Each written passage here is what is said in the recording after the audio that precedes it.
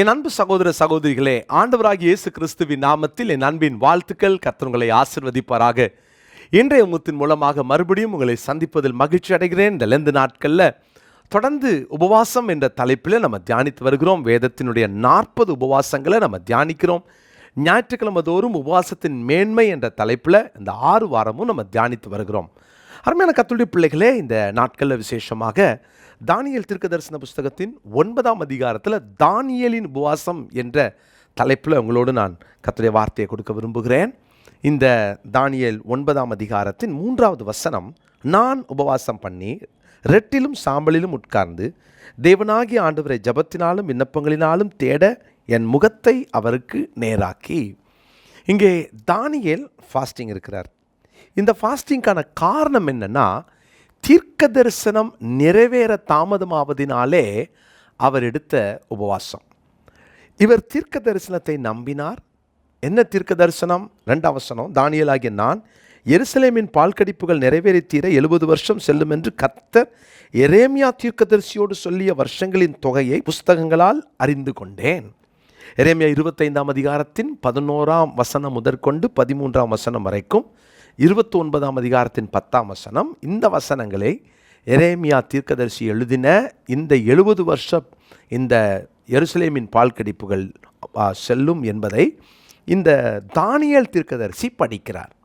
பிரியமானவர்களே, ஃபாஸ்டிங் இருக்கிறதற்கு வேதாகமத்தினுடைய வார்த்தைகளை உள்வாங்கி கொண்டு விசுவாசித்து அதற்கு அது நிறைவேற வேண்டும் என்பதற்காக அவர் ஃபாஸ்டிங் இருக்கிறார்.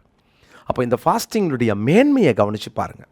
உபவாசம் இருக்கும்போதெல்லாம் நம்ம வேதாகமத்தின் வார்த்தைகளை மையமாய் கொண்டு அதை வாசித்து அதுக்கு ஏற்றாற் போல் நம்மளை ஃபாஸ்டிங் ஆயத்தப்படுத்துவது நல்லது. நான் பொதுவாகவே ஃபாஸ்டிங் இருக்கும்போது ஒரு சாப்டரை நான் படித்து முடிக்க பிரயாசப்படுவேன் நான் சொன்னேன். ஏன்னா அந்த சம்பவங்கள் என்னோடு நிறையா ஆண்டவர் பேசியிருக்கிறார். வரும் காரியங்களை கர்த்தர் அது மூலமாக அறிவித்திருக்கிறார். ஆண்டவர் அது மூலமாக என்னோடு இடைப்பட்டிருக்கிறார். ஸோ ஃபாஸ்டிங் டைமில் நிறையா பைபிள் படிங்க. நான் நிறையா இந்த ஃபாஸ்டிங்கில் நான் உங்களுக்கு அதை சொல்லியிருக்கிறேன்.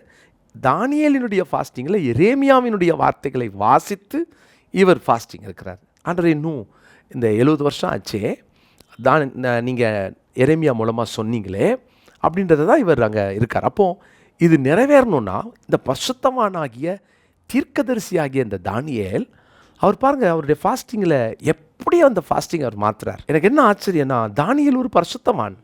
ஆனால் இந்த மனிதனுடைய அந்த ப்ரேயரை தான் அந்த 9ஆம் அதிகாரத்தில் படிக்கலாம். இது 10ஆம் அதிகாரத்தில் பார்த்தீங்கன்னா 3 வாரங்கள் இந்த ஃபாஸ்டிங் அவர் எடுக்கிறார். அவர் ஃபாஸ்டிங் இருந்து தானியேல் செஞ்ச 3 காரியத்தை நான் சொல்கிறேன். 3வது வசனம், ஆயத்தப்பட்ட தானியேல். ஃபாஸ்டிங் எப்போதும் ஒரு ப்ரிப்பரேஷன் வேணும். நீங்கள் ஒரு லாங் ஃபாஸ்டிங் எடுக்கிறீங்கன்னா அதுக்காக 1 டே ஃபாஸ்டிங் இருந்து ஆயத்தப்படுவது நல்லது. ஒரு பெரிய ஃபாஸ்டிங், 1 வாரம் ஃபாஸ்டிங் இருக்கிறீங்க அப்படின்னா ஒரு நாள் ஒரு வேளை ஃபாஸ்டிங் இருந்து அந்த ஃபாஸ்டிங் டேஸ்க்காக நீங்கள் ஆயத்தப்படுங்க. பொதுவாக ஃபாஸ்டிங் ஒரு 3 நாளோ 1 வாரமோ கிடந்து நம்ம நிறைய நேரம் ஆயத்தப்படுவதற்காக ஜெபிக்கிறத விட ஒரு நாள் ஆயத்தப்பட்டு அந்த ஃபாஸ்டிங்கான ப்ரிப்ரேஷனுக்கு ஒரு நாள் ஃபாஸ்டிங் டே அதை நியமித்து அந்த நாளில் ப்ரிப்பேர் ஆகி அதற்கு பின்பு நீங்கள் ஒரு லாங் ஃபாஸ்டிங் எடுக்க வேதத்தின் அடிப்படையில் நான் உங்களுக்கு சொல்லித்தருகிறேன். தானியேல் 9:3 அவர் ஆயத்தப்படுகிறார். ஆயத்தப்பட்ட தானியேல். 2வது 4ஆம் வசனம் முதற்கொண்டு 15ஆம் வசனம் வரைக்கும் அறிக்கையிட்டு தாழ்த்தின தானியேல். இவர் ஒரு பரிசுத்தவான், தேவனுக்காக வைராக்கியம் பாராட்டினான். பாருங்கள், பலகணிகள் திறந்திருக்க ஜெபிக்க எல்லாரும் பார்க்குறாங்க, சிங்கக்கெபின் தெரியும். ஆனாலும் அவருக்கு இருந்த வைராக்கியம், அவருக்கு இருந்த ஒரு தேவ பக்தி, ஒரு பரிசுத்தவான். ஆனால் இவர் சொல்கிறாரு, ஆண்டவரே நான் பாவத்தை அறிக்கை பண்ணுறேன், நாங்கள் பாவம் செய்து இந்த ஜனங்கள்லாம் பாவம் பண்ணுறாங்க ஆண்டவரே அப்படின்னு சொல்லி ஜனங்க மேலே பாவத்தை சுமத்தி அவர் தப்பிச்சுக்கலை. எப்போ ப்ரே பண்ணாலும் உலக ஜனங்களுக்காக ஜெபிக்கும் போதும் நம்மையும் சேர்த்து கொள்வது நல்லது என்பதை தானியேல் 9:5 மூலமாய் நாம் கற்றுக்கொள்ளலாம். தானியேல் நாங்கள் பாவம் செய்து என்று சொல்லுகிறார். அப்போது அந்த 6ஆம் வசனத்தில் பாருங்களேன், உம்முடைய தீர்க்கதரிசிகளுக்கும் ஊழியக்காரர்களுக்கும் நாங்கள் செவி கொடுக்காமல் போயிட்டோமே. யோயாக்கிம் செஞ்ச தப்பை இங்கே சுட்டி காட்டுறார்.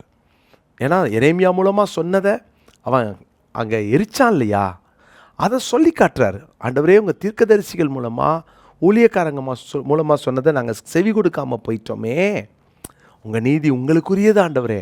பாருங்கள், அந்த இடத்துல அறிக்கையிட்டு தாழ்த்தி ஜெபித்த உபவாசித்த இந்த தானியேல்.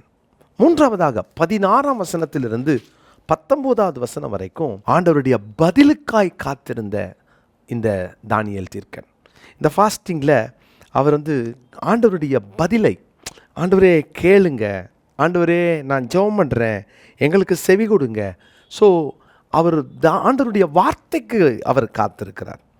20ஆம் 21ஆம் வசனத்தில் பாருங்கள், இப்படி நான் சொல்லி ஜெபம் பண்ணி என் பாவத்தையும் என் ஜனமாகிய இஸ்ரவேலின் பாவத்தையும் அறிக்கையிட்டு என் தேவனுடைய பரிசுத்த பர்வதத்திற்காக என் விண்ணப்பத்தை என் தேவனாகிய கர்த்தருக்கு முன்பாக செலுத்தி கொண்டிருந்தேன்.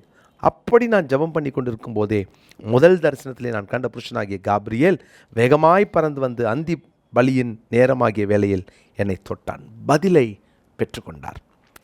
ஃபாஸ்டிங் டைமில் ஆயத்தம், அறிக்கையிட்டு தாழ்த்துவது, மூன்றாவது ஆண்டவருடைய பதிலுக்காய் காத்திருப்பது. இது எப்போதும் நம்ம ஃபாஸ்டிங்கில் கடைப்பிடிப்பது நல்லது. அந்த ஃபாஸ்டிங்கில் காபிரியேல் தூதன் இறங்கி வந்து அவரை தொட்டதை பார்க்கிறோம். அடுத்தது, இவருக்கு ஆன்சரை கொண்டு வரும்போது இந்த பெர்சிய அதிபதி தடுத்த போது மிகாவேல் தூதன் வந்து சண்டை போட்டு அந்த பதிலை பெற்றுக்கொண்டு வருகிறதை நம்ம பார்க்குறோம் 10ஆம் அதிகாரத்தில். பிரியமான கர்த்தருடைய பிள்ளைகளே, தேவன் அநேக வெளிப்பாடுகளை ஃபாஸ்டிங் இருக்கும்போது தருவார். ஆனால் ஆயத்தப்பட்டு அறிக்கை பண்ணி தாழ்த்தி ஆண்டவருடைய பதிலுக்காய் காத்திருந்து விட்டு கொடுப்போம் என்றால் நிச்சயமாக நம்ம ஃபாஸ்டிங்கும் மிகுந்த பிரயோஜனமாக இருக்கும். உங்கள் ஃபாஸ்டிங்கை அதிகப்படுத்துங்க. ஒரு வேளை ஃபாஸ்டிங்கை 2 வேளை ஃபாஸ்டிங் ஆக்குங்க. 2 வேளை ஃபாஸ்டிங்கை ஒரு நாள் ஃபாஸ்டிங் ஆக்குங்க. 24 hours ஆக்குங்க. அது மாத்திரமல்ல, அதை 1 week ஆக்கலாம்.